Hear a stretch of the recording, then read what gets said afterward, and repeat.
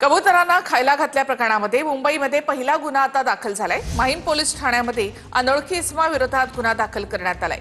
माहीमच्या LJ रोडवर कबुतरांना खाद्य घातल्याचा आरोप करण्यात आला आहे। उच्च न्यायालयाच्या मनाईनंतर सुद्धा कबुतरांना खाद्य दिल्याचा प्रकार घडलाय। कबुतरांना खाद्य घातल्या प्रकरणी मुंबईमध्ये पहिला गुन्हा दाखल झालाय। माहीम पोलीस ठाण्यामध्ये अनोळखी इसमाच्या विरुद्ध गुन्हा नोंद करण्यात आला आहे। माहीमच्या एलजे रोडवर एका अनोळखी कार चालक कबुतरांना खाद्य टाकत होता। त्या कार चालकावर पोलिसांनी गुन्हा दाखल केलाय।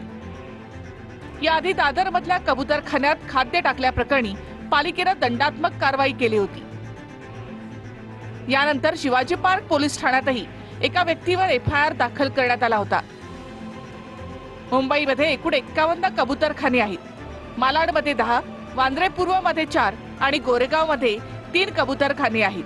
तर अंधेरीमध्ये 6, मलबार हिलमध्ये 4, गिरगावमध्ये 4, वरळीमध्ये 3 आणि दादरमध्ये 1 कबुतरखाना आहे। कबुतरांना खाद्य टाकल्यावर कारवाई झाल्यानंतर काही पक्षीप्रेमींनी नाराजी व्यक्त केली आहे।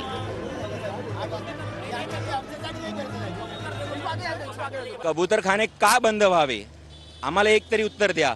जे कोर्टाने हॉस्पिटल्समधून रिपोर्ट्स मागवलेत ते रिपोर्ट्सची तर ती सगळी पूर्ण रिपोर्ट 7 तारखेला सबमिट होणार आहे। मग त्याच्यावर निर्णय जो आहे तो 7 तारखेपर्यंत ठेवला गेलेला आहे। मग तोपर्यंत तरी याला बाकात ठेवायला पाहिजे होता का नव्हता?